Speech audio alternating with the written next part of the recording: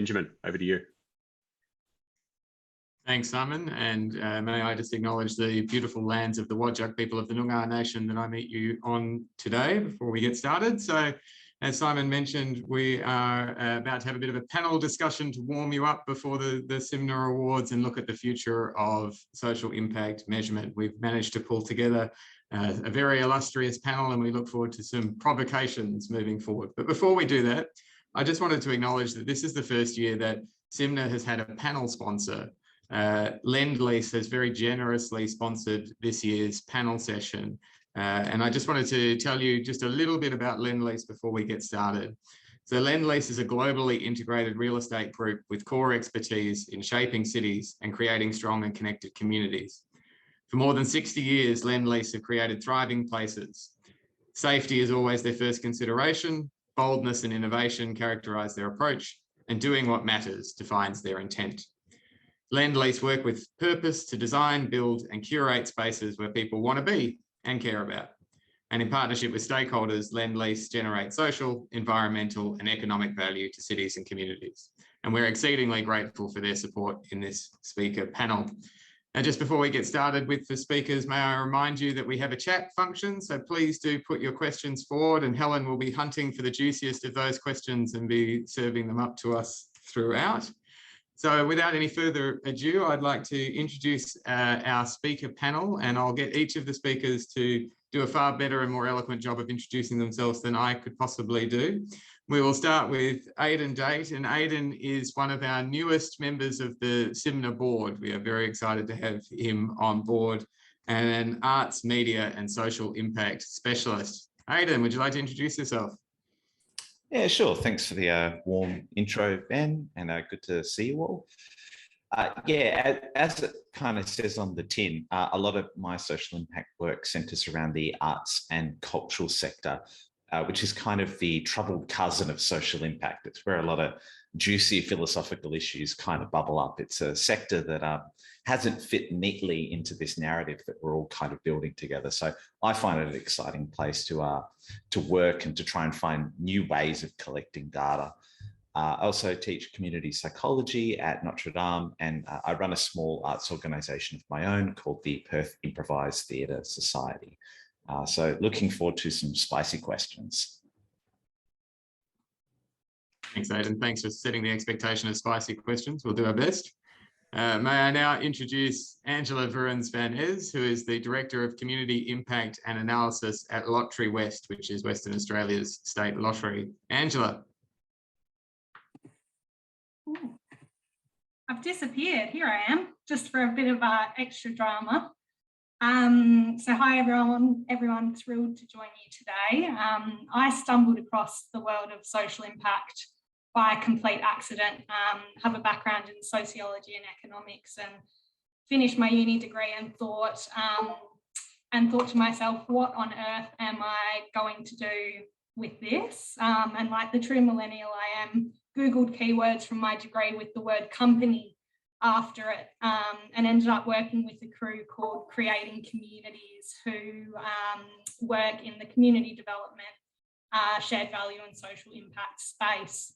That then got me some great consulting experience, and I moved on to Lotterywest, where I was really thrilled to be able to work in the social impact team. We're a grant maker. We put out about $100 million a year, a little bit more over COVID. And as you can imagine, there's a keen interest in making sure that we use our public funding in the most impactful way possible.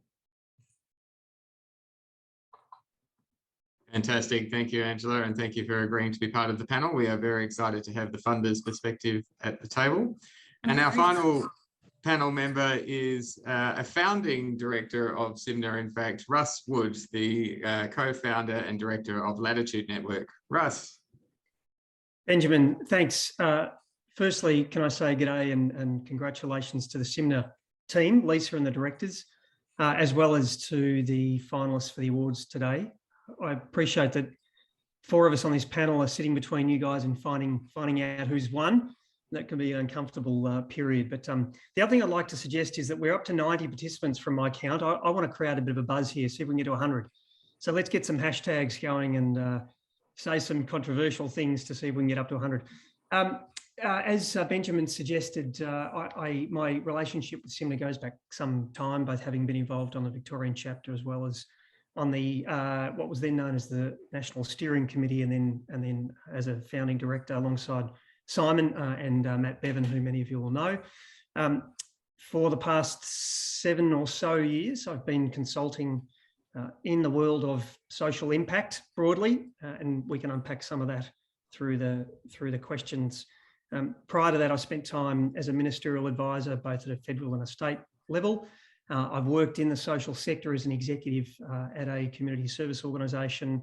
I studied an MBA from Melbourne Business School, and I spent time in the corporate world, both in venture capital and the startup entrepreneurial space, as well as in a more generic consulting style environment.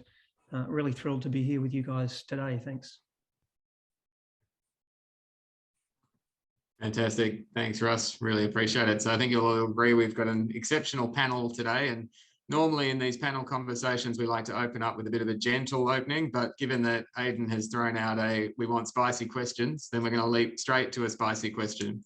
And this is a question that's deep to my heart. So in my day job, I'm an executive manager of a non-profit, which means regularly I'm asked to make decisions about investment. People come to me and say, I want to spend money on a social impact measurement or an evaluation of a program. And there's always that nagging thought in the back of my mind, but couldn't we just be spending that money on running the program?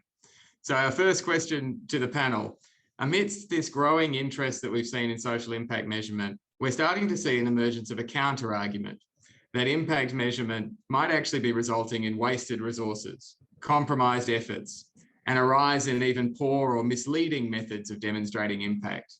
And the suggestion, I guess, is that most organisations actually should stick to delivering programs and leaving the evidence base to specialist research institutes or the larger organisations involved in the space. So panel members, what's your reaction to this emerging view? Is there any truth in the statement that most organisations shouldn't actually be measuring their impact at all? And Russ, I might throw that hand grenade straight at you if you wouldn't mind. Sure, Benjamin, no trouble. I get a bit concerned at this type of question, partly because I think we're coming at it across purposes here. We're conflating an impact evaluation with impact performance. There is a role for a formal evaluation approach. There is absolutely a role for a review of what has happened and why. But in order to improve performance, we need a real-time view of what we're doing. We need a real-time view of the impact we're having on a daily basis, weekly basis, a monthly basis. And so I think this view that there is only one form of impact measurement, only one form of evaluation, misses the point that we should be talking about performance. And that's based on a lot of the experience that I have, both having worked in the sector, but also now as a consultant to the sector. We need these review views of what's happened, but we also need to innovate. We need to adjust. We need to, in fact, most of the greatest innovations we've had are from those that are tinkering at the margins, tinkering for change, noting that things aren't working or they're not moving in the direction they want. And so we need that constant process of testing and adjusting. Now, it's complex and difficult in this world we work in, particularly in areas of highly complex social policy and social programming. There's no doubt about that. But the assumption that we need to leave the review of this both for an end period of time, once the program completes in 1, 2, 3 or 4 years, and to a set of so-called experts who may have deep theoretical knowledge but have very little practice-based knowledge, I think misses the entire point of what we're trying to achieve. And that is that we want better targeted, better delivered services in a real-time environment. And for that reason, we all need to be reviewing our performance. We all need to measure impact at the coalface as close as we can get it with the people who are actually working on the ground, both clients themselves, but also staff members. Great. Thanks, Russ. I've seen my first horrified reaction in the chat, so clearly the spicy questions are landing where we want. That's exciting. Aden, you're right in and amongst this day to day. What's your reaction to the question? Yeah, I just want to jump off what Russ said and maybe get a little bit of clarification. Like one phrase I've heard start to bubble up recently is the idea of impact management, which is sort of building a culture internally in an organization orientated around impact and then using data to drive that. Is when you talk about, is that what you're talking about when you talk about performance specifically, those kind of internal data-driven feedback loops, data being, you know, broadly including conversations, qualitative data? Is that what you're speaking to? Yeah. I guess jumping off that, and because the thought I was having from that is that's a good element of the what organizations are seeking to do internally. But I think in hearing the minister's speech, you can see there's this sort of desire from funders for what you might think of as like a kind of fungibility of impact, or like a desire for comparability between programs. Because I think you can have one organization doing impact management really well and another organization doing impact management really well, or performance-based decision-making.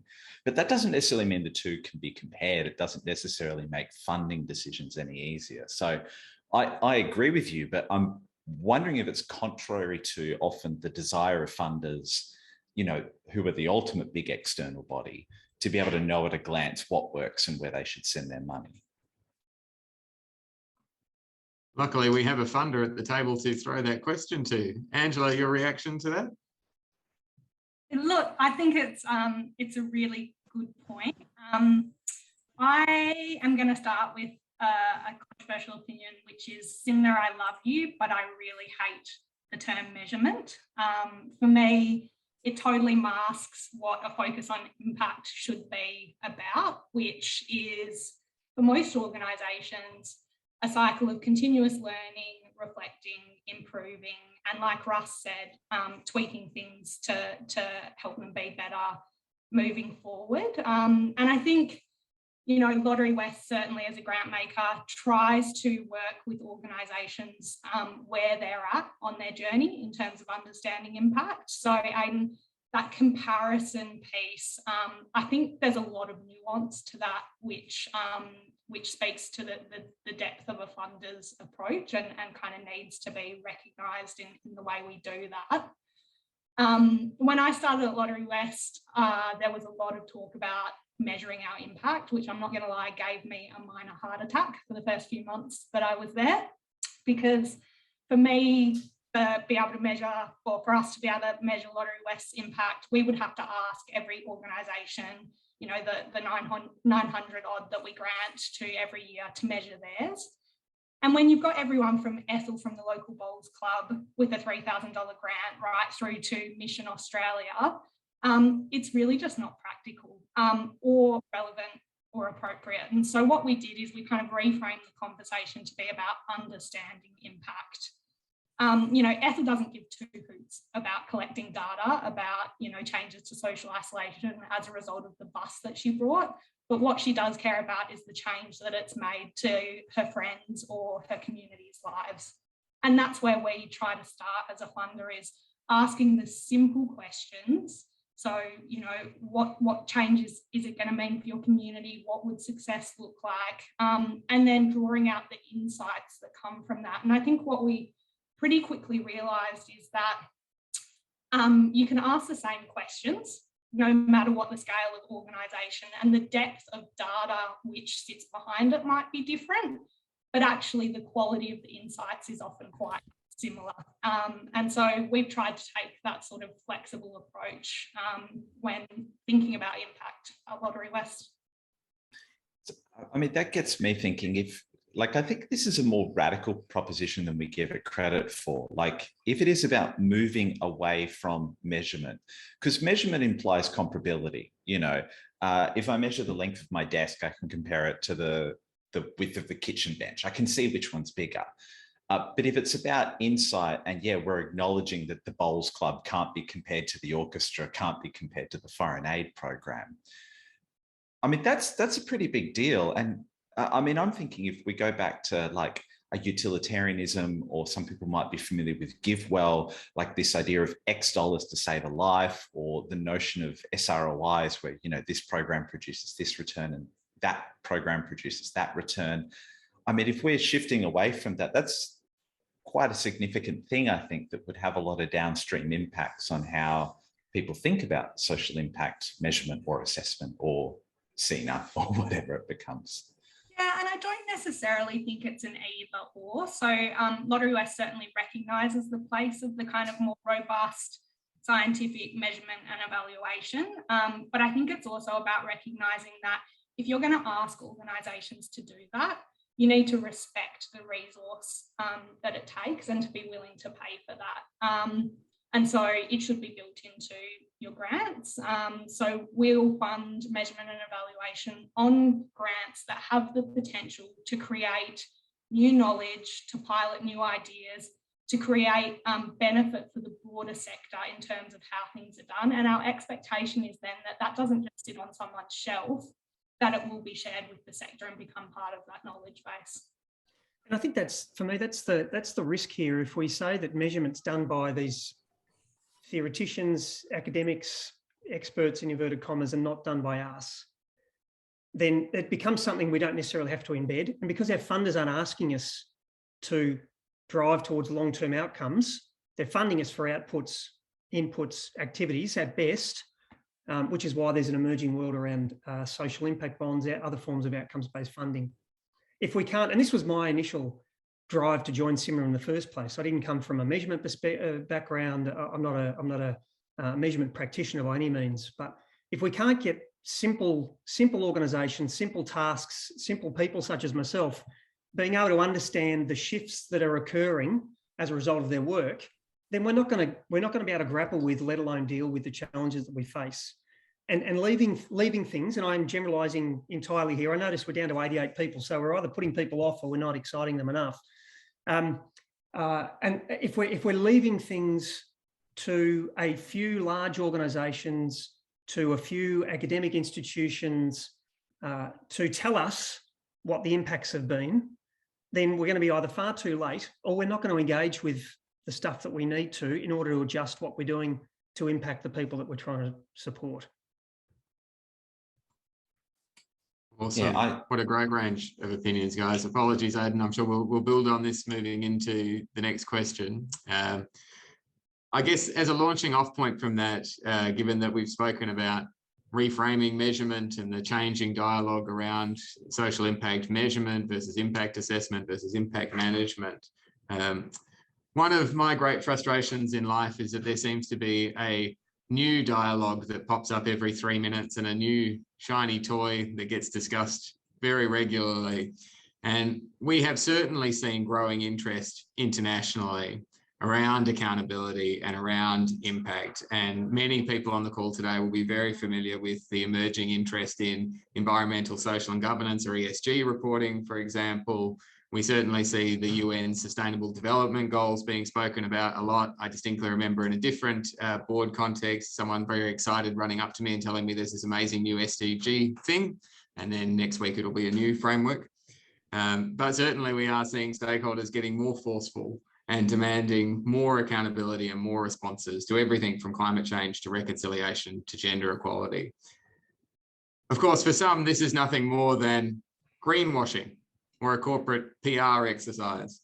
But certainly for others, we're seeing this as a sign of hope, that impact measurement, that evaluation, that impact management can drive real societal change. So I'm really curious for the panelists, how have you seen this dialogue change over the last couple of years? And perhaps more importantly for the people on the call today, how do you think it needs to change? Angela, would you like to kick off? Yeah, sure. It's a really good question. And I think one that I've grappled with over the years. I started my career working for a company whose client list included mining and resource sector, land developers, and I now work for a lottery whose profits go back to community. But I think it's where my inner pragmatist comes out. We have an economic system. It's probably not going anywhere anytime soon. So the companies that dominate this system need to be thinking about doing good, not just as a box tick exercise, but also because it's good for their bottom line. And don't get me wrong, you know, I completely agree that there is a whole heap of greenwashing that happens out there. You know, the Edelman report shows that trust in companies is at all-time lows.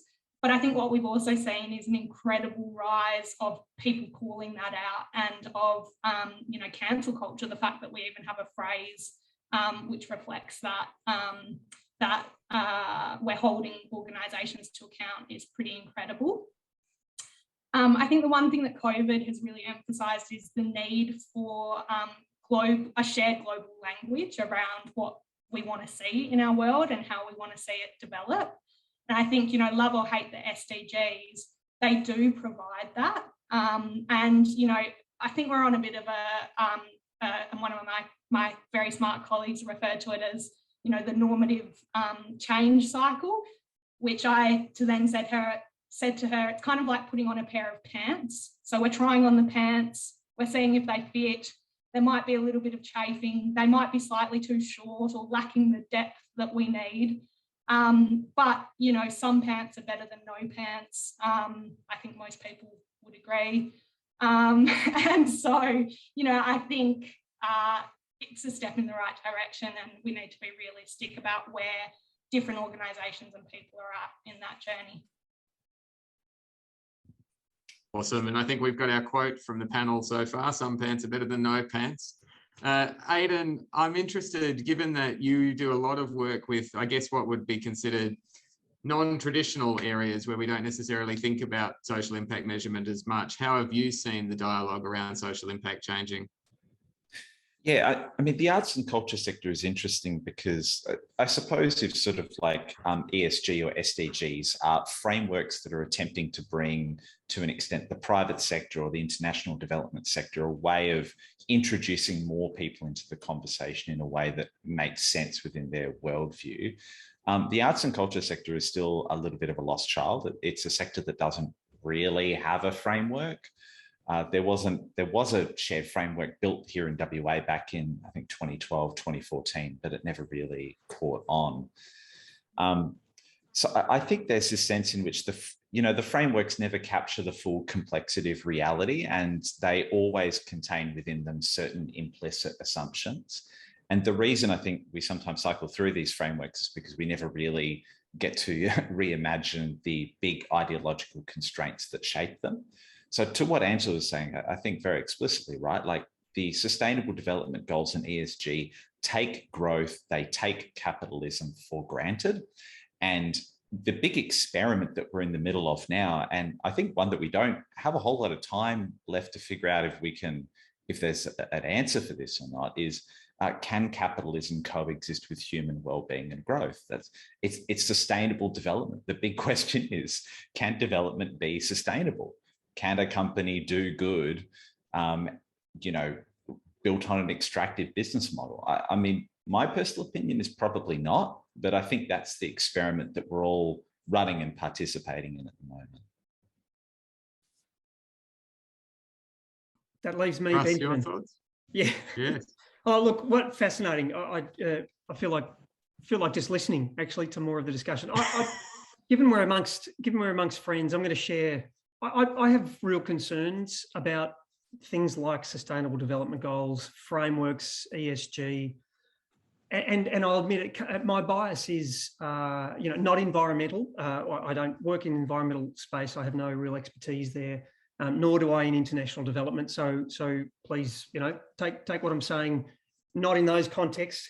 The work I've done and what I've been passionate about for a long, long time is how we create an environment where people can thrive in their lives, in their families, in their communities, on their streets, in their suburbs, at their schools, in their workplaces. And all of the work we do, and I've been involved with, whether it's dealing with adult or juvenile justice and improving recidivism rates, Aboriginal health, including in the Northern Territory, I had the privilege of working there this year, highly complex mental health and homelessness issues. None of our clients, none of the participants, none of the organisations are talking about the Sustainable Development Goals. Now, that might be because we here in this position we sit in this Western world have a pretty good sense of good and bad, and what is framed, what is the frame of a good, decent life. But my concern is that at best they're a distraction. They're a distraction for organisations who really should be trying to shift people's lives on a daily basis from, it took me only 80 days to reoffend and get thrown back into prison. I'm going to stretch that to 110. And I need you to help me with that. Now, these are things that matter to individuals, matter to families. And my view is, and I've always been a bottom-up kind of guy rather than a top-down person, so I'll admit that. But I struggle with this sense that the Sustainable Development Goals should drive massive resource allocation, whether it's finance or human capital allocation. What should be driving it is the solutions we need to create at the grassroots level to support people to achieve what they want to achieve. So I put that out there, heart leading first, guys. What do we make of that? I'd love to jump off that because I think part of what I took from that is a sense that your measurement systems are only going to work if it's connected to sort of a deep sense of mattering and connection to the people and the communities facing the issue. I think at times we want the framework to do the work for us. It just reminded me of this T.S. Eliot quote that I've just brought up. It's in a play that he wrote. He wrote of those who constantly try to escape from the darkness outside and within by dreaming of systems so perfect that no one will need to be good. And it just got me thinking of how I think with ESG and SDGs to an extent, you know, we're trying to put the reins on capitalist excess and greed, but there is no system that is going to make these companies virtuous. It's an issue on the level of mindset, not on the issue of measurement.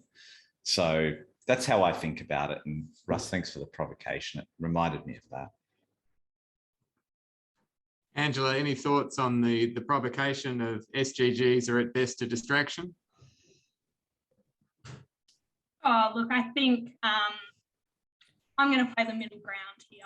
I'm going to take the easy option out. Look, I absolutely agree with Russ that, you know, the relevance of them to the day-to-day work of people who are pouring their heart and soul into service delivery and that kind of thing might be limited. But I do not think there is any harm in developing a shared vocabulary for the change that we want to see in the world. And I think that it's the first step towards helping to achieve some of the change, Aden. And, you know, you're in a cynic, I think, is probably relevant and appropriate, but I like to be the optimist. So I'm an optimist. I just don't place my optimism with Woodside.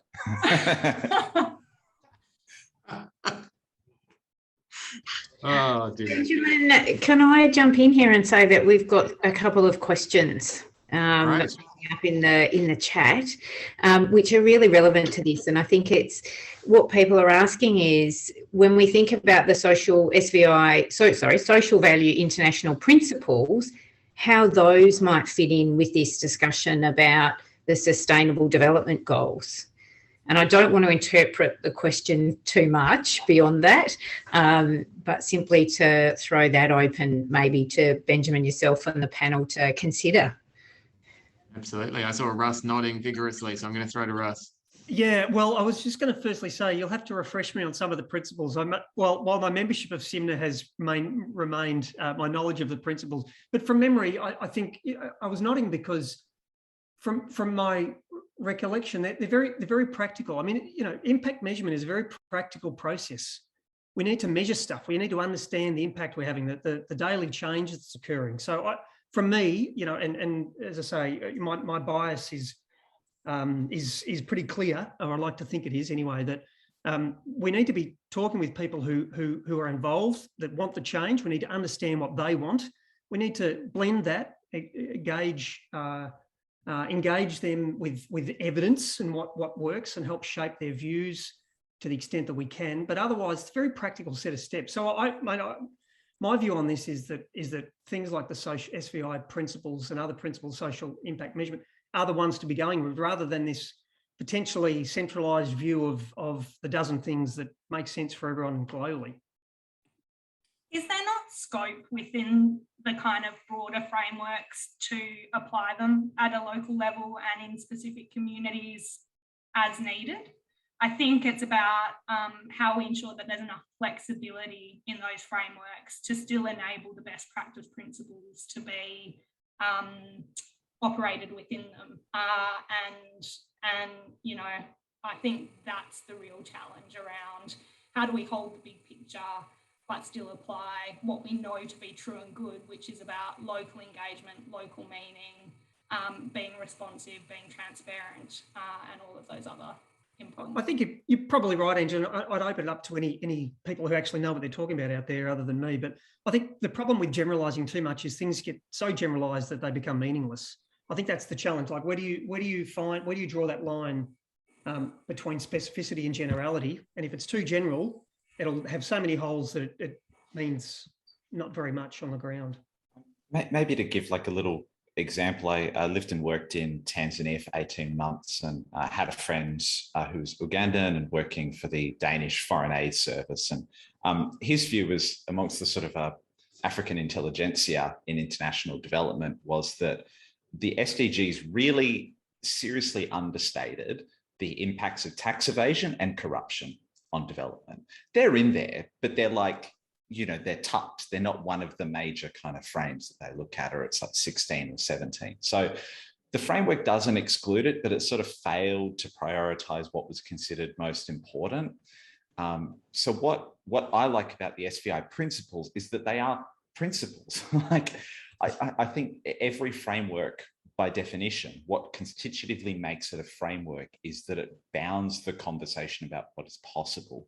Whereas the social value international principles, they are broad, and this field is still, I think, too young and too polyfocal to be nailing itself to any framework.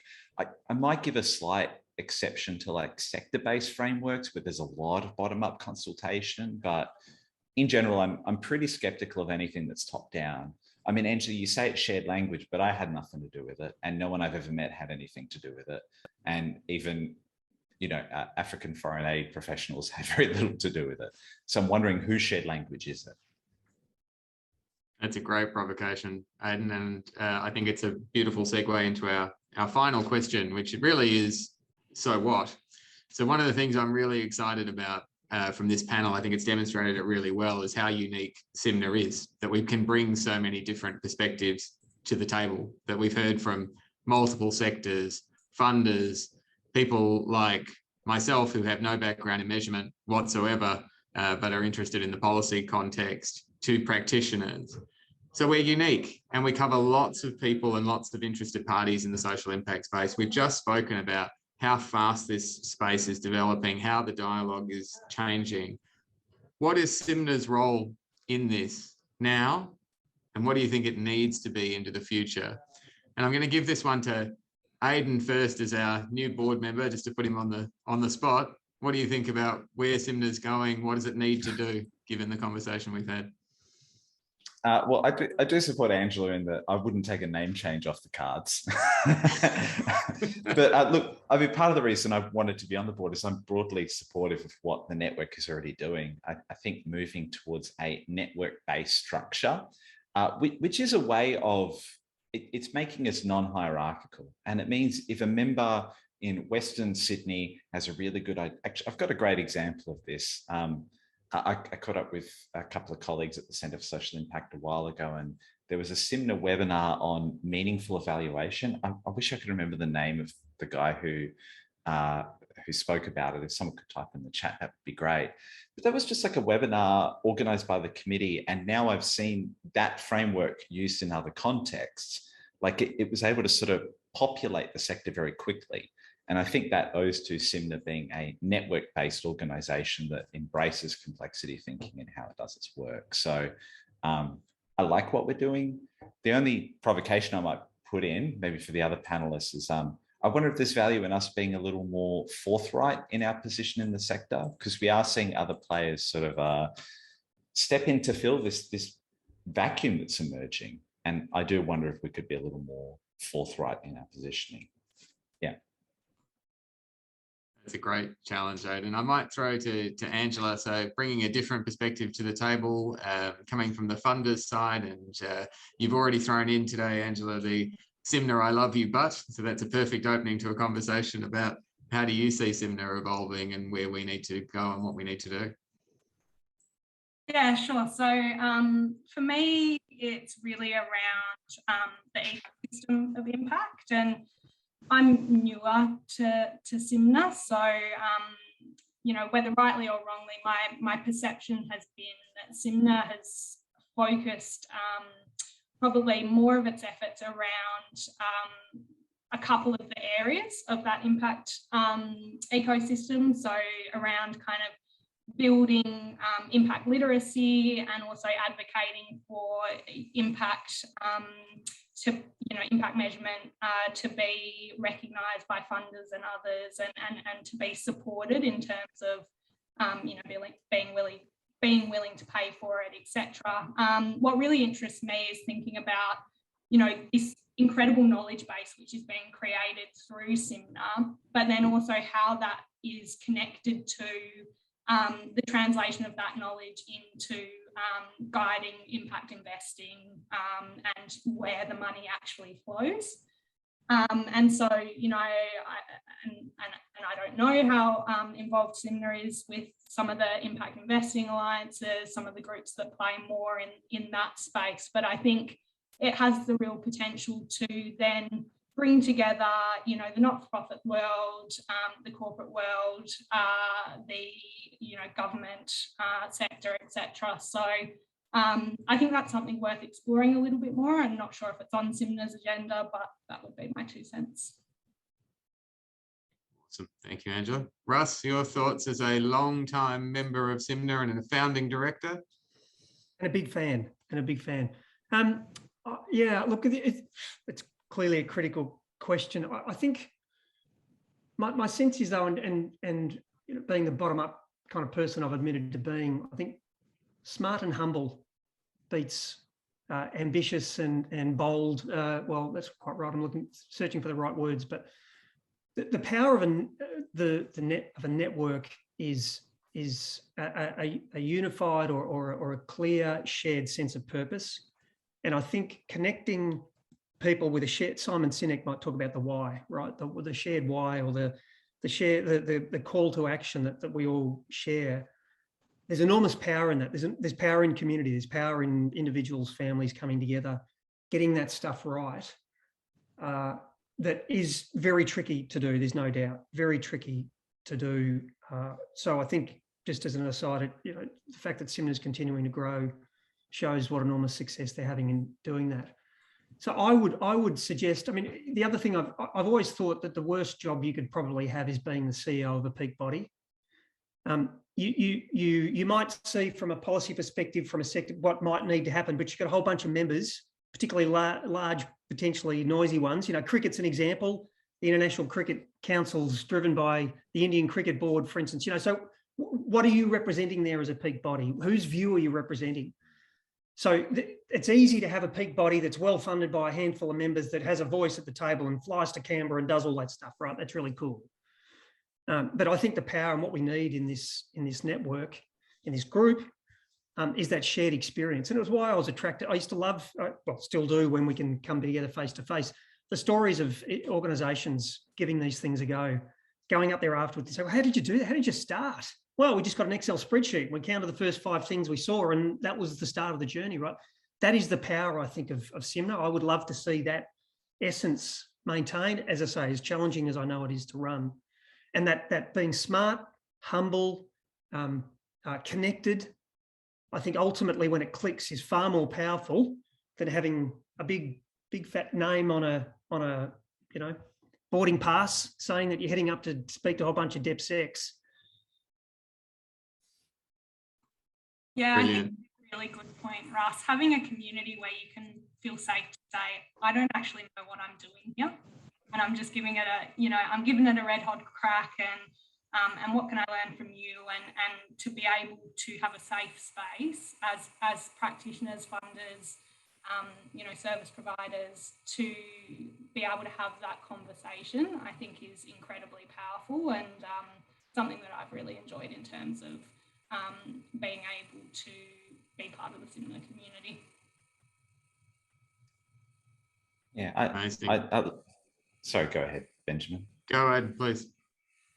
Oh, I was just going to say, to maybe synthesize those two things, I love Angela's notion about, and forgive me, I might be paraphrasing a bit here, Angela, but as we're sort of seeing like impact investing, impact management, and impact assessment kind of knit together, I mean, there's no sort of network of social impact professionals, let alone measurement or assessment. Like I joined SIMNA in part because I was a graduate of the Centre for Social Impact, and it sort of had a social alumni community, but there was no professional community.